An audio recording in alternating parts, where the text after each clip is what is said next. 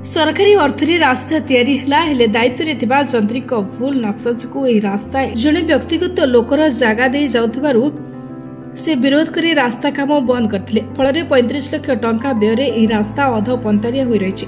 फल गाँ को संଯୋଗ करथिबा रास्ता दे चलप्रचल अचल होई पड़छि। गाँ भीतर को आंबुलांस हेउ किंबा अग्निशम गाड़ी पसी पारु नै।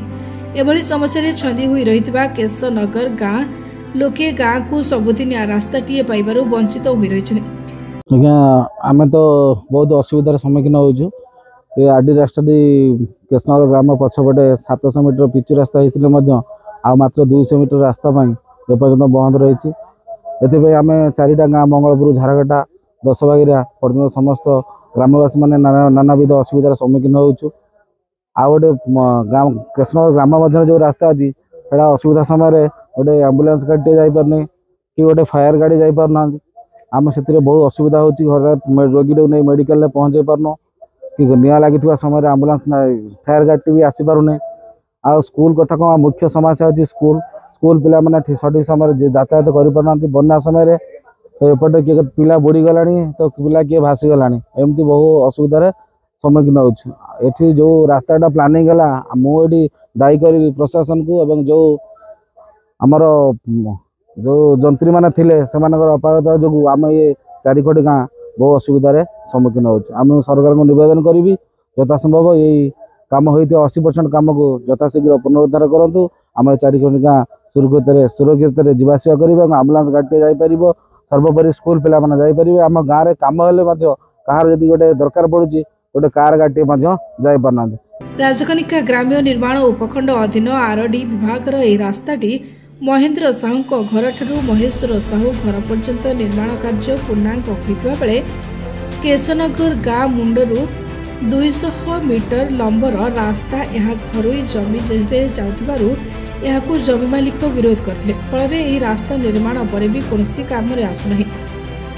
एही बाटर रास्ता काम होतिला अधारु बंद हो गला। आमे बहुत खुशी हेतिले एही बाटर जिबा पे देखला बेलू अधा रास्ता बंद हो पड़ला। आमे गाँ भीतर जाउछु देखला बेलू गाँ रास्ता भी छाडु नांती सेतिबाई आमे बहुत हैरान होछु। आम चाहूछु एही पटे गोटे स्थायी रास्ता करिया पे। आमे जो प्रतिदिन जो विद्यालय को जीवा आसिया करछु से आमे एक गली रास्ता देख आसछु एवं बेले बेले जो आमे एक ग्राम रास्ता बाटे दे आसछु से रास्ता हमको अवरोध करा होछि बहुत दिन धरी। तेणु आमे सरकार पाखरे अनुरोध करछु जे हमको एक स्थायी रास्ता देबा एवं जो रास्ता काम 10 वर्ष धरी बंद होगी रही। तेणु आमे सरकार पाखरे अनुरोध करछु जे काम को पुणी थे चालू करिया सर। असुविधा सर अनेक 15 वर्ष धरी सर आम पिला माने ठीक समय स्कूल को जाई परना। प्रथम कथा सरकार निष्पत्ति क्रमे आम जो ये केशनगर ग्राम पछपटे जो आडी रोडटी होता से आडी रोडटी प्राय अधा हो रही जाए। प्राय केशनगर आरंभ ग्रामटी आरंभ होता तार पर्याय था केशनगर गाँ शेष मंडल रास्ता लगे किंतु सरकार भूल निष्पत्ति हो बा आम ये ग्रामांचल जो मैंने लोकाल प्रतिनिधि रहिले से भूल निष्पत्ति हो निष्पत्ति क्रमे ये रास्ताटी आरंभ होता किंतु कौन देखा कौन असुविधा रास्ता न हो रहीगला। जे जड़े व्यक्तिगत भाव में कही जे मु जगार मो रास्ता छाड़देवी लोकाल प्रतिनिधि कथा अनुसार किंतु देखागला कमटी से लोक जगह पाखे पहुँचीगला कि परिवर्तन घटला से लोक को जना रास्ताटी से बंद हो गला।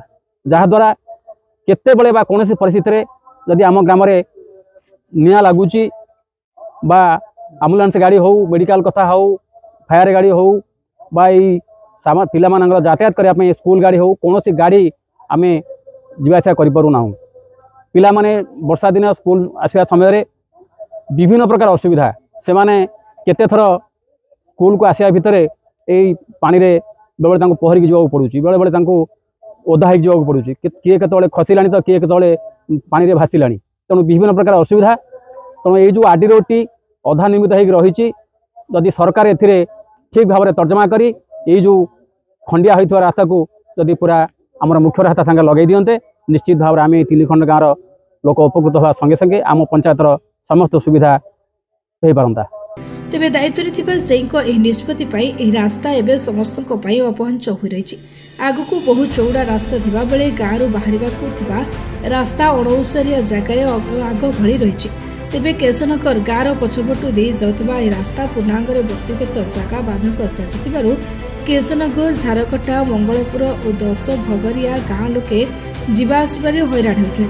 तेबे सरकार अर्थ खर्च करी लोकंक पई करथिबा रास्ता जदि कामरे आसुनी तेबे कोन पई विभाग एजाए तार निराकरण करूनाही बोली शरद मल्लिक, दुर्योधन धळ, विद्याधर मल्लिक, युधिष्ठिर बारिक, विश्वनाथ परिडा, उमेश चंद्र धळ, विजय केतन साहू, अभय बारिक और गोलेख साहू प्रमुख दावी कर ए संपर्क में आरडी विभाग जोगाजोग करथिले हे ताहा संभव हुए।